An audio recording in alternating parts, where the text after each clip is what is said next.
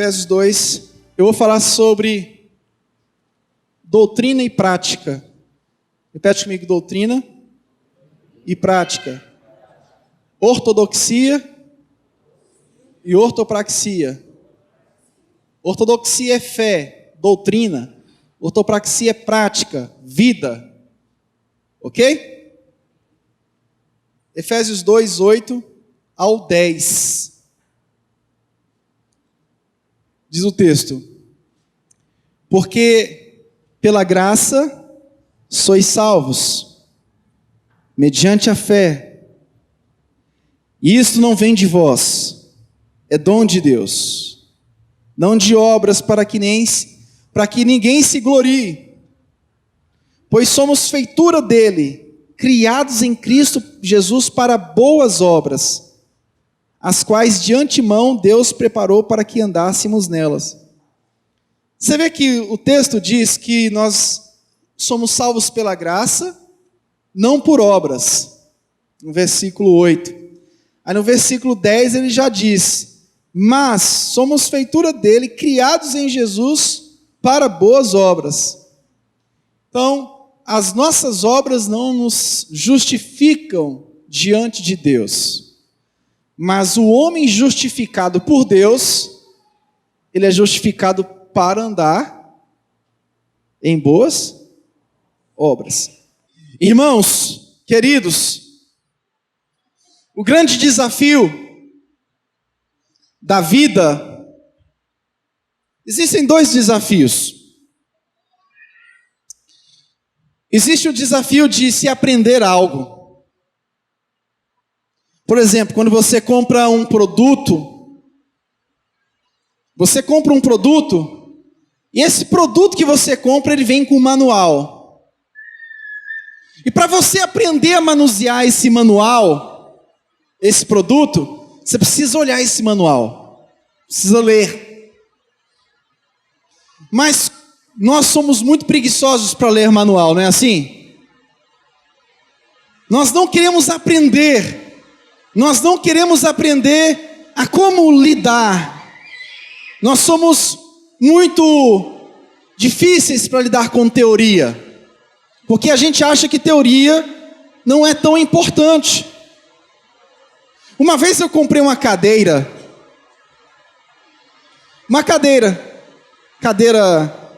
essas cadeiras office que vende no supermercado, e eu fui tentar montar essa cadeira, eu coloquei, esparramei as peças tudo no chão, e parece que quando você esparrama as peças no chão, você diz: caramba, por onde eu começo?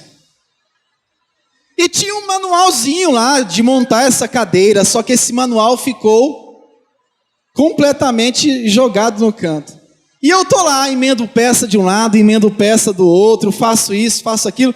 De repente, quando eu terminei de montar aquela cadeira estava parecendo uma geringonça. A perna que é para baixo estava para cima. Ficou parecendo um monstrinho aquela cadeira. E era simples, era só eu pegar o manual e ler o manual e aprender a montar a cadeira. E sabe quem foi que resolveu o problema da cadeira? Não foi nem eu, o manual. Toninho. Toninho resolve tudo. Ele fez eu passar uma vergonha ontem, agora eu vou fazer ele passar um bocado de vergonha hoje. Resolve tudo. Liguei, Luan. Eu digo assim: Luan, liga pro Toninho. Aí o Toninho veio e arrumou a cadeira e tal. E em questões de tecnologia, quem é que resolve tudo para mim? Danilo. Eu faço as besteiras, monto tudo errado, daqui a pouco, Danilo. Quando a gente quer montar alguma coisa lá em casa de tecnologia, quem é? Henrique. A gente foi comprar a impressora, só que o manual da impressora tinha quase 300 páginas. Eu falei: não, Gisele, para com isso. Você quer que eu leia 300 páginas para montar uma impressora? Liga para o Henrique. O Henrique chegou lá e tá, porque esse aqui tem que fazer isso, tem que fazer aquela. Dá uma raiva de gente que sabe mais, né? Eu estou mexendo no computador, o computador trava, o Danilo chega, olha e o bicho volta a funcionar. Eu digo: o que você fez? Não fiz nada. Ele só olhou para o computador voltou a funcionar. Irmãos, como a gente precisa de teoria. Não adianta a gente querer praticar algo sem teoria. Agora, também nós precisamos, não só de teoria, nós precisamos de prática. O grande desafio da vida é justamente esse. É você conseguir juntar essas duas coisas. Juntar teoria e prática. Eu lembro na época que eu fiz direito. E um professor meu, foi até procurador-geral da República, Cláudio Fonteles, era um cara muito engraçado ele. Foi procurador-geral da República, ele dizia assim, você precisa de fazer estágio. No segundo semestre eu matriculei em estágio. Quando chegou no último semestre eu já estava fazendo a audiência, batendo de frente com o juiz, cheio de autoridade. O que falta é justamente isso, teoria e prática. Não adianta eu estudar teologia e não colocar isso em prática no ministério. Teologia foi feita para o ministério. Então a prática é muito importante, só que a prática ela precisa de ter teoria. A teoria, ela se consuma na prática. Essas duas coisas são extremamente importantes. E às vezes a vida começa a ficar tediosa. Nós ficamos entediados porque nós não conseguimos, nós não estamos colocando em prática aquilo que a gente sabe. E Paulo, quando escreve essa carta aqui, ele não escreve porque os efésios cometeram algum erro, alguma heresia. Ele escreve porque ele queria dar uma base para aquela igreja.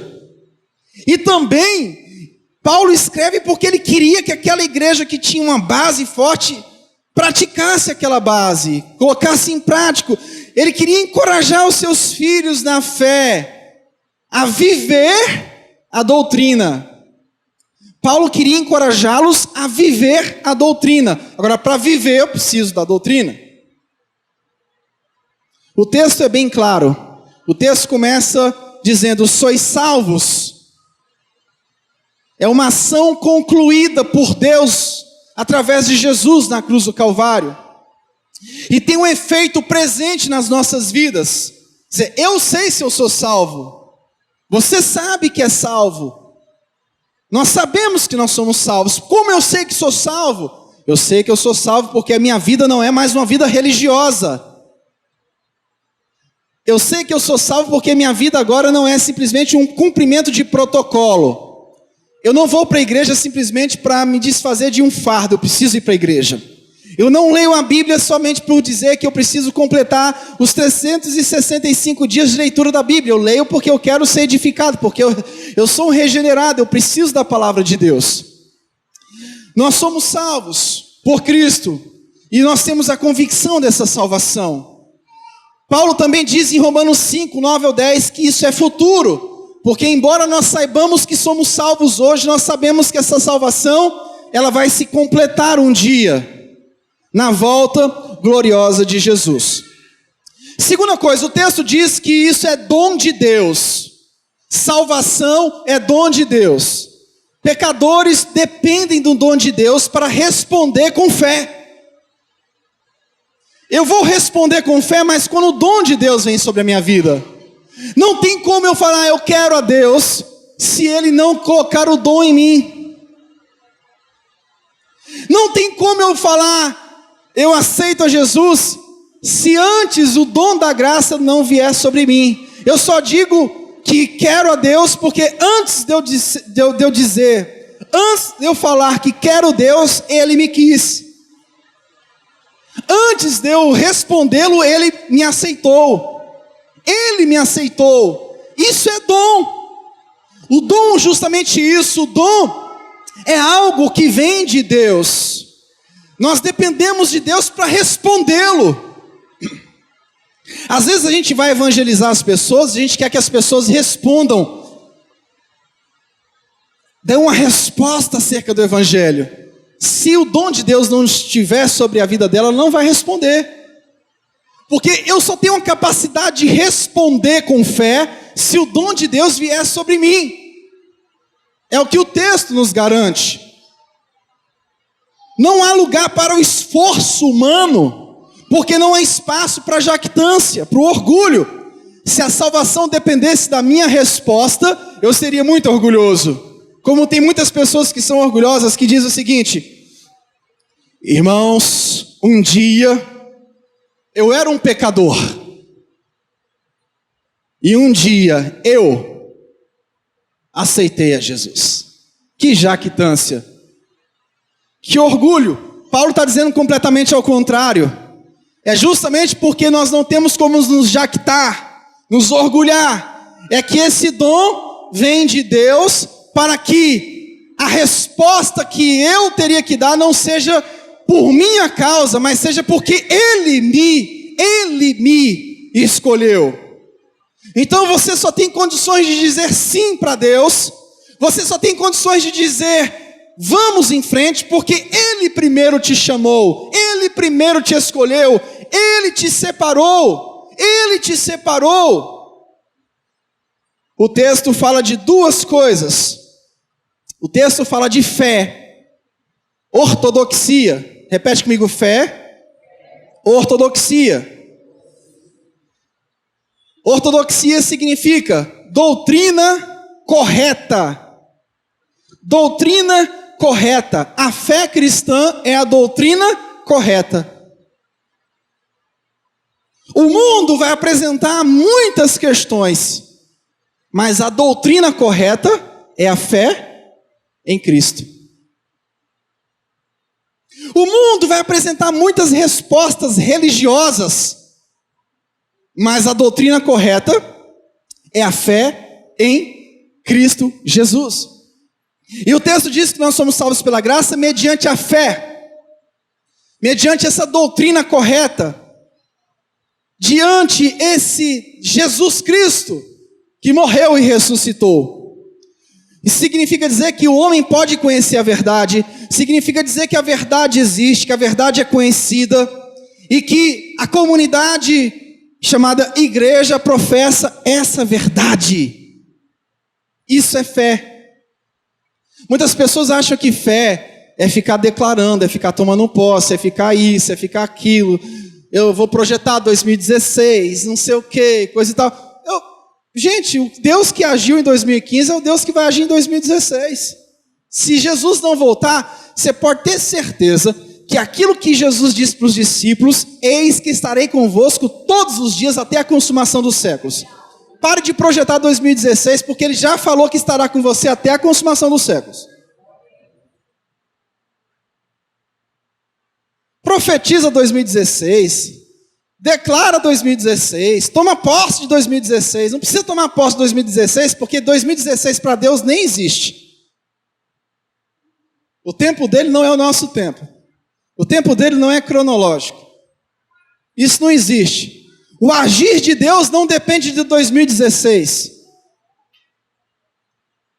A graça que agiu em 2014, que age em 2015, é a mesma graça que vai agir em 2016. Como é que eu sei disso? Através da fé. E o que é fé? Fé é a doutrina correta de Deus. É o que está escrito aqui. E essa fé nos ensina que Ele é o autor e consumador dessa própria fé. Ele é o cabeça da igreja. Ele está acima de tudo. Pastor, diante de todos os problemas que nós temos vivido, que nós estamos vivendo, o que pode acontecer, o que vai acontecer com a igreja? Vai continuar sendo cuidada por Jesus Cristo. Por quê? Porque nós partimos do pressuposto que temos uma fé, e essa fé em Jesus Cristo não vai ser destruída. O povo de Deus pode até passar por muitas lutas, por muitas tribulações, mas o que segura esse povo é uma fé viva. O que segura esse povo é uma fé consciente, uma fé doutrinária, uma fé enraizada. Então essa fé nos leva a viver em toda e qualquer circunstância. Essa fé nos ensina que Jesus é o mesmo ontem, hoje e eternamente. Essa fé nos ensina que passa os céus e a terra, mas a palavra de Deus, contudo, não passará. Essa fé nos ensina do Jesus que prometeu e vai cumprir a sua bênção futura de retorno para todo aquele que nele crê. Se você tem convicção da sua salvação, você diz: eu fui chamado por Deus, Deus realmente me tirou, Ele me tirou de lá. Então, o que eu tenho que viver, o que eu tenho que fazer, é ficar submisso a essa fé. Existe muita manipulação religiosa. Final de ano é o seguinte: parece que os caras, para pagar as contas de janeiro, fazem 12 dias de vitória para 12 meses de conquista. E a cada dia você tem um ofertório, a cada dia você tem uma manipulação diferente. Gente, para pagar a conta não precisa fazer isso, é só dizer: gente, a gente tem conta para pagar.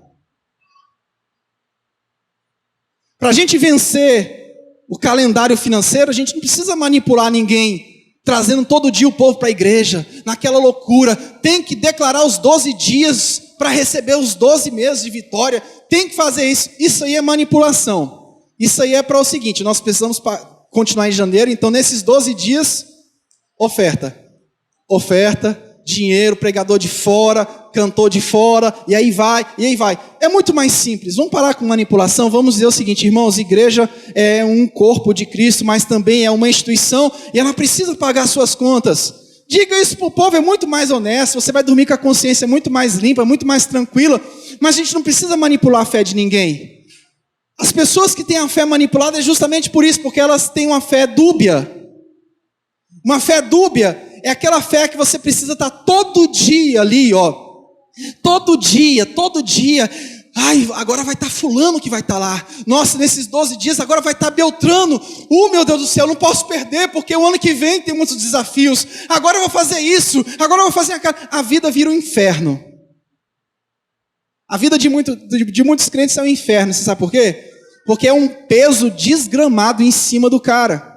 Estava conversando com o Bruno do Resgate, o Zé Bruno. Ele disse para mim que a vida dele era um inferno antigamente. Ele tinha que bater meta, tinha culto 3 vezes ao dia, tinha que fazer isso, tinha que fazer aquilo. É claro que culto, quanto mais melhor, mas eu quero que você entenda uma coisa: se você não aprender a ser crente lá fora, não é aqui que você vai aprender. Se nós não aprendermos a desenvolver a nossa vida cristã lá fora, não é aqui que nós vamos desenvolver. Nós precisamos estar aqui na igreja, precisamos cultuar coletivamente, mas nós temos um desafio, o desafio de viver uma fé sólida, uma fé bíblica. Uma fé bíblica. O homem pode conhecer a verdade. Quem acha aqui que você pode conhecer a verdade? Às vezes as pessoas vivem uma espiritualidade louca. Eu quero ir no terceiro céu. Eu quero cair para ver se eu sinto algo melhor. Eu quero te dizer uma coisa aqui. Jesus Cristo, olha aqui para mim, gente, não se disperse não. Jesus Cristo, Ele te entregou uma verdade. E essa verdade você pode viver, porque o Espírito Santo colocou ela no seu coração. Diga amém. O Espírito Santo colocou essa verdade no seu interior. Você consegue viver essa verdade é cognoscível. Você consegue alcançar essa verdade, porque essa verdade você não alcançou pela luz natural do dia, mas própria a luz da revelação divina, ela te trouxe essa verdade. Ele vos deu vida. É o que diz o capítulo 1 de Efésios. Ele vos deu vida. Nós temos vida. Esses dias eu vi uma pessoa dizendo o seguinte: esse pessoal reformado aí não tem vida no espírito. Se não tem vida no espírito, puxa vida, o cara está dizendo que o reformado não tem vida no espírito. Por quê? Porque ele trabalha com questões teóricas. Puxa vida, que ignorância. Por um lado, a gente sabe que a fé não vai ser alcançada por questões intelectuais, mas a gente sabe que o homem redimido é redimido na sua totalidade. Você foi redimido por Cristo, a sua mente foi redimida por Cristo. a sua vida foi redimida por Cristo, ou o seu pensamento agora é controlado pelo inimigo, pelo diabo? Se o seu pensamento foi redimido, se você pensa nas coisas lá do alto, você tem condições de pensar na verdade de Deus. Ai, pastor, pensar dói demais. Eu acho que eu vou me desviar se eu começar a pensar.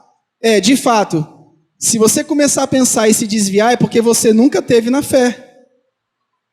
Agora, se Jesus colocou essa fé no seu coração, essa fé é uma verdade compreensível, não é uma coisa louca. Irmãos, vocês têm condições de compreender, porque o Espírito Santo fez isso. Pastor, não quero compreender isso, eu só quero viver. Glória, glória, fogo, fogo e glória e glória. Esse negócio de fogo e glória é um escapismo. Eu não quero enfrentar a vida com aquilo que a palavra diz. Eu quero viver no fogo e glória, para eu esquecer de tudo que está ao meu lado, para eu esquecer de todos os meus desafios. Eu quero glória, eu quero fogo, mais fogo, para que eu não veja mais nada ao meu redor, para que a minha fé seja só eu e Deus. Eu não quero saber o que está acontecendo ao redor, eu não quero saber de nada, eu não tenho interesse em nada disso, eu só quero a glória de Deus. Sinto muito em te informar. Sinto muito em te informar. Uma hora você vai se frustrar, porque uma hora você vai ter que enfrentar a realidade. E diga-se de passagem, a realidade se enfrenta com o olho aberto. A realidade não se enfrenta com os olhos fechados. A realidade se enfrenta com os olhos abertos, mas com os olhos da fé. Com os olhos da fé. Ai, pastor, não vou trabalhar em tal lugar não, porque o lugar lá é muito mundano. Ai, pastor, eu não vou estudar lá não, porque lá o ambiente é muito pecaminoso. É simples. Você trabalha onde tem que trabalhar e estuda onde você tem que estudar. Mas quando o pessoal for para o happy hour, você não vai. Está combinado? Está combinado? Se o teu patrão te chamar para um negócio lá mais esquisito, lá com a mulherada lá, você não vai. Está entendendo como é que funciona a coisa? Os crentes querem viver de forma alienada. Nos 3 primeiros séculos, a igreja foi muito perseguida. A igreja foi muito perseguida. No 4º século, a igreja se tornou a igreja do Estado. Constantino oficializou o cristianismo como religião oficial do Estado. Sabe o que aconteceu? Rapaz, os crentes começaram a ficar perdidos. Eu vou ter que ir para o deserto, eu vou ter que ir para o mosteiro. Criou-se a cultura dos mosteiros. Por quê? Porque o negócio estava misturado. No século 17 aconteceu a mesma coisa na Inglaterra. É claro que quando a gente está vivendo nesse mundo louco, a gente fica com vontade de sumir. Mas o desafio cristão, dentro desse contexto, igreja, sociedade, cultura, é viver essa fé em qualquer ambiente que eu estiver. Ai, pastor, eu vou deixar tudo para seguir o Senhor. Já pensou se a igreja toda for abandonar tudo para seguir ao Senhor? Primeiro, a igreja tem que fechar, porque ela não vai pagar mais nada, não vai fazer mais nada, não vai fazer mais missões. Missões se faz com coração, mas se faz também com recurso. Onde você estiver, você pode refletir a glória de Deus. É justamente isso que o texto quer nos ensinar na segunda parte. Ortopraxia ou obras, o texto diz: pois somos feitura dele, criados em Jesus para boas obras, as quais Deus de antemão preparou para que andássemos nela. Então a primeira parte do texto, o texto diz o quê? Que as obras não te salvam. Ok? Primeira parte, as obras não te salvam. Quem te salva é o Deus que te pegou lá. Segunda parte do texto, o texto vai nos ensinar o seguinte: que embora as obras não te salvem, você que foi salvo por Deus, foi salvo para a feitura de boas obras. E o que é que significa isso? Teoria e prática. Boas obras é a consequência e evidência de vida com Deus. Boas obras é vida com Deus. no seu dia a dia, na sua caminhada, a fé, a ortodoxia que você recebeu, que você vive, ela se deságua em boas obras. A sua caminhada, a nossa caminhada com Deus, é uma caminhada de santos filhos. Por quê? Porque Deus nos escolheu para nos fazer santos. Capítulo 1, versículo 4 de Efésios, a palavra de Deus diz: assim como nos escolheu nele, antes da fundação do mundo, para sermos santos e irrepreensíveis perante ele e em amor. E em amor. Então, obras é isso.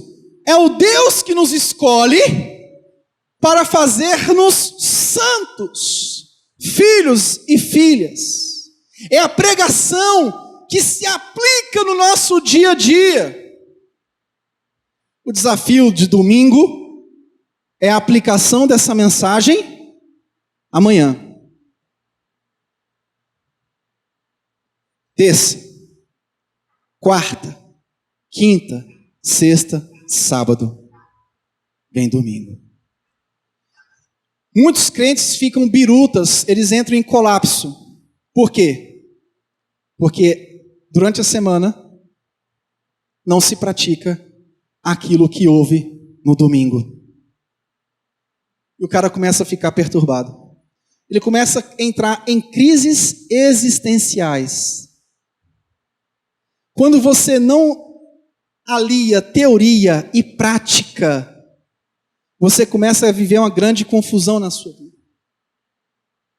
É necessário que a teoria seja aliada à prática, para que os fardos sejam tirados da sua vida.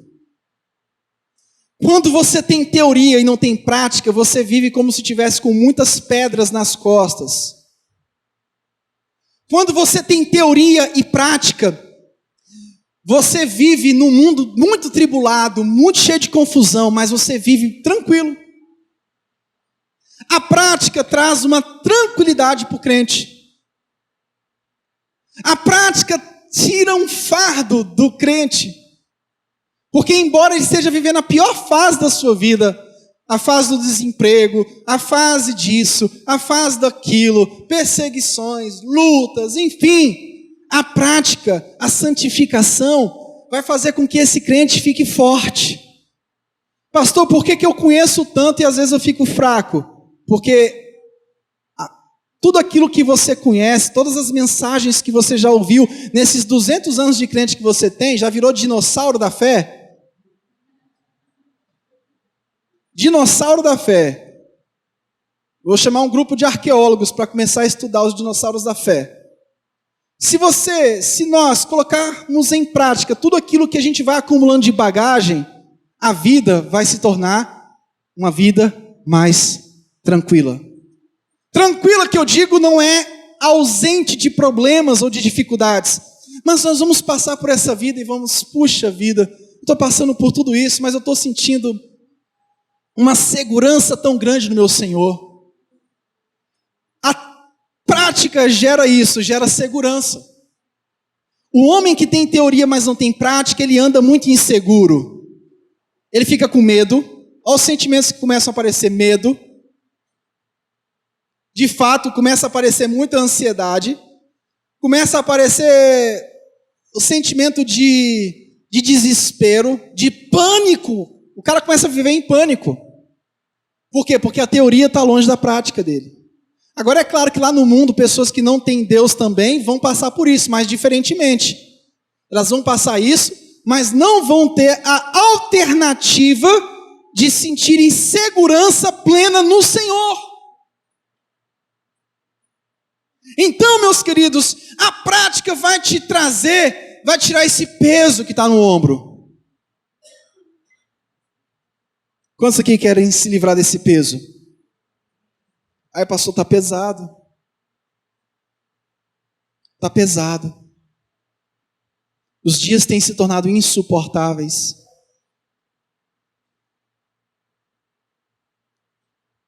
Os dias se tornaram insuportáveis. Deus parece que está distante.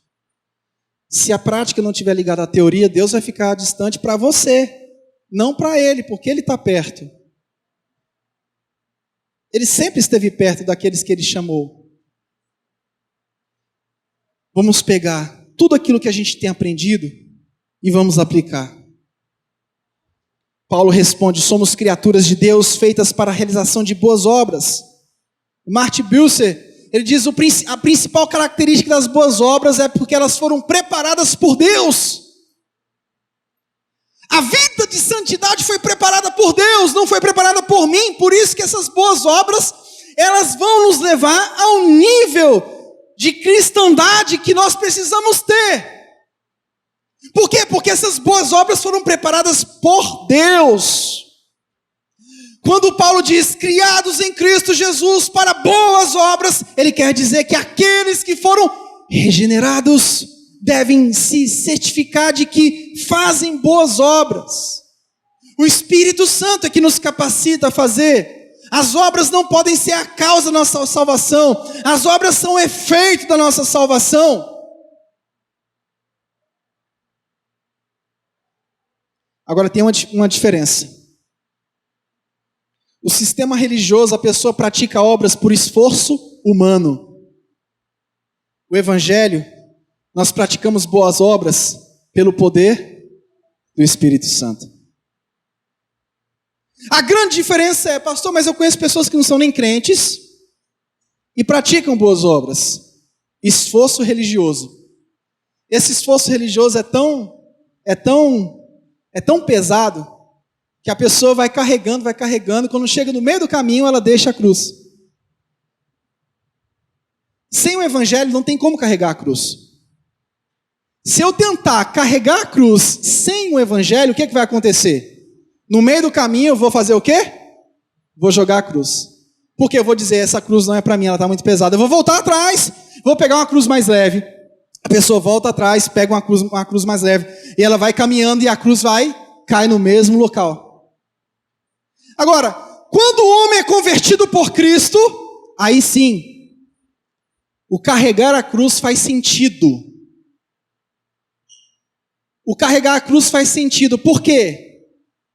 Porque você está carregando a cruz de alguém que está te ajudando a carregar essa cruz. A graça dele está te auxiliando a carregar essa cruz. É totalmente diferente. É totalmente diferente.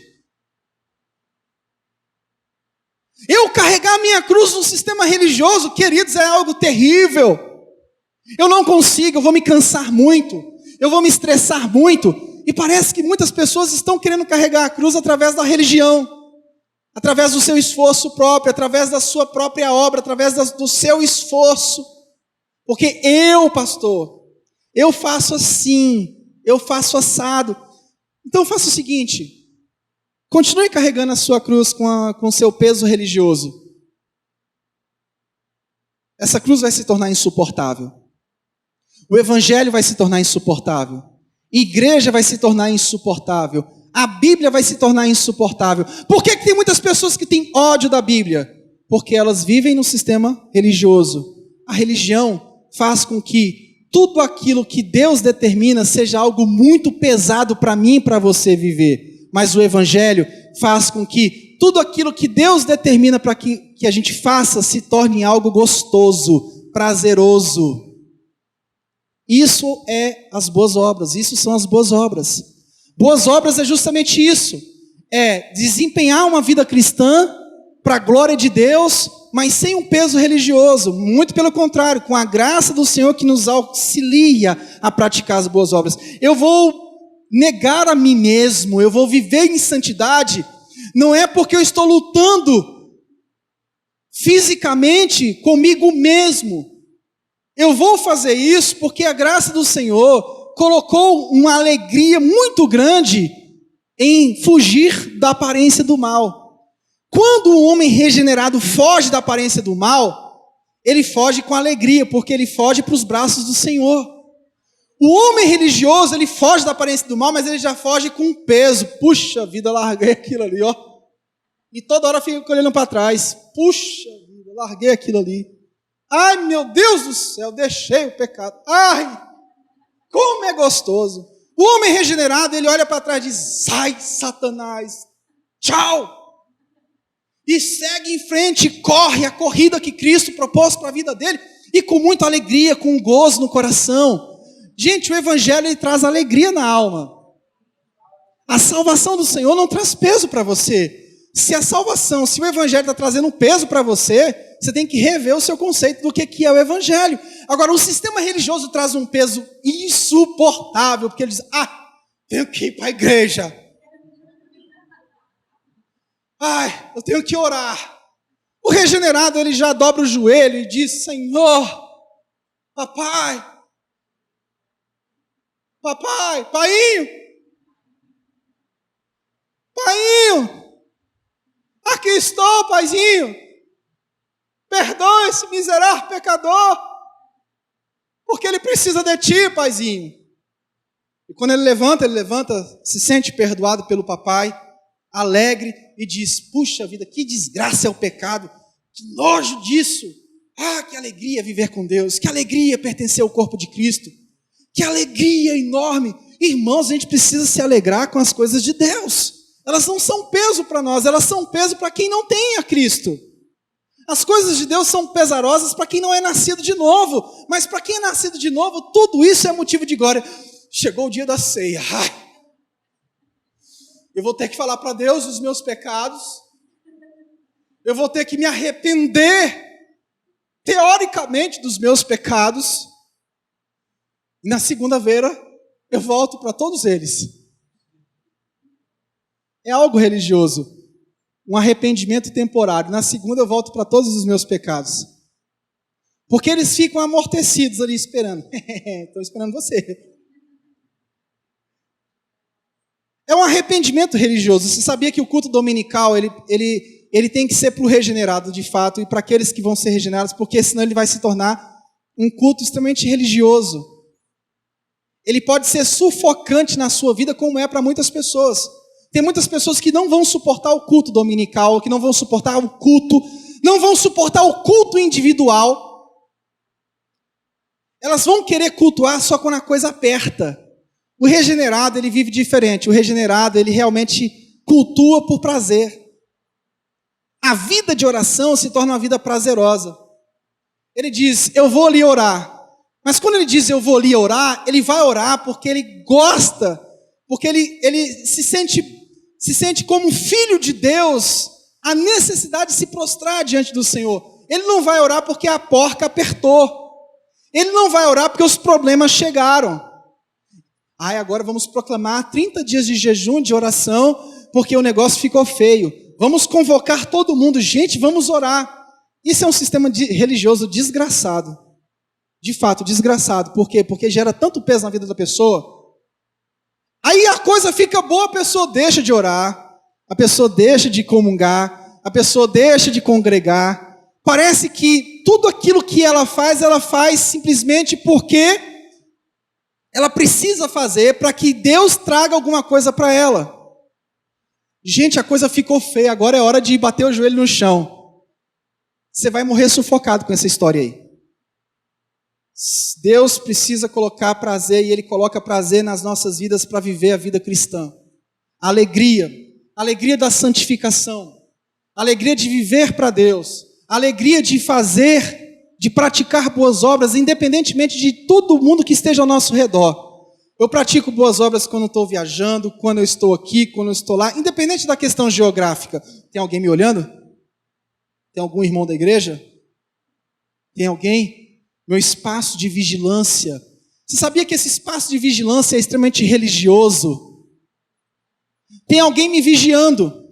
Então, se tem alguém me vigiando, crente, do último grau, se não tem ninguém me vigiando,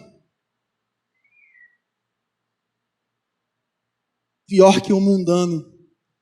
O evangelho faz diferente. O evangelho, você sai para qualquer lugar e você está com a mente ligada. Porque onde você estiver, você está se arrependendo. Onde você estiver, você está vivendo como nascido de novo. Por isso que tem pessoas às vezes que ficam com medo. Ah, não, se fulano viajar, pronto, estou com medo dele aprontar, dela aprontar. De fato, se for um religioso, pode ficar com medo mesmo. Segura, porque lá vem bronca. Vai aprontar, porque não vai dar conta de suportar. O religioso, ele não dá conta de suportar o peso da sua própria existência. A sua existência é pecaminosa. O homem convertido a Cristo, você pode ficar tranquilo que Cristo vai encurralar ele.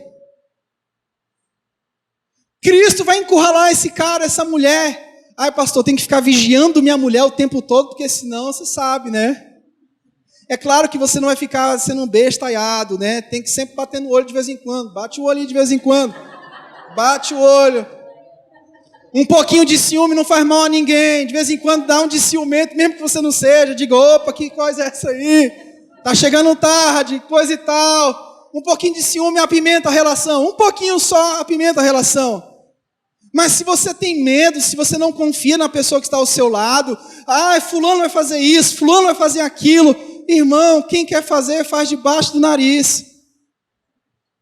Não preciso ir para o Japão para eu aprontar. Uma vez uma pessoa falou assim, poxa, que coisa, hein? Sua mulher deixa você viajar sempre, você fica 23 dias fora. Eu digo, sim. E qual é o problema? Quer dizer que eu sou crente só quando eu estou pregando no púlpito? Eu tenho que ser crente só quando eu estou aqui na minha região? Pastor, não vou deixar minha mulher estudar. Porque você sabe, né? Faculdade tem muito homem. Pastor, não vou deixar minha mulher trabalhar. Você sabe, né, como é que é. Se a mulher trabalhar... Deixa eu te dar uma dica. Deixa a mulher trabalhar. Vai rachar a despesa, ó. Vai rachar. Tem dia que a gente sai para almoçar. Às vezes aquele dia que você vai almoçar fora. Diga, amor, hoje é contigo. Eu faço isso sem peso na consciência, irmão. Digo, mulher, prepara o cartão aí, que hoje nós vamos almoçar fora. Diga-se de passagem, quando é para almoçar fora, eu digo, prepara o teu cartão. Brincadeira. Eu não vou deixar minha mulher estudar, não quero fazer. Não, ela tem que ficar aqui trancada dentro de casa. Deixa eu te dizer uma coisa, a melhor coisa que tem é a mulher que sai para produzir. Mulher trancada dentro de casa, pode ter certeza, depressão. Quando ela chegar na TPM, corre. Corre. Perna para quem te quer. Mulher, deixa ela produzir. Se ela chegar para você e falar assim, ai, meu amor, eu queria fazer aquele curso assim, assim, assado. Onde é que é? Cadê a inscrição? Eu pago. Vamos lá, vamos em frente. Porque quem quer aprontar, apronta com a mente. Quem quer trair, traia com a própria consciência, com a própria mente. Já traiu. Então, irmãos, nós precisamos viver essas boas obras, porque Cristo nos regenerou. É o que Paulo diz aos Efésios. Nós vivemos essas boas obras é porque Cristo nos regenerou. Porque a fé veio dele. Se ele que me deu a fé, eu vou ter condições de viver essas boas obras. Eu vou ter condições de viver como servo de Deus. Eu vou ter condições de andar como filho de Deus. O que Paulo quer ensinar aos Efésios no capítulo 2, do 8 ao 10 é isso. Você foi regenerado por Cristo e você, pelo fato de ter sido regenerado por Cristo, você vai conseguir andar para a glória de Cristo. Amém?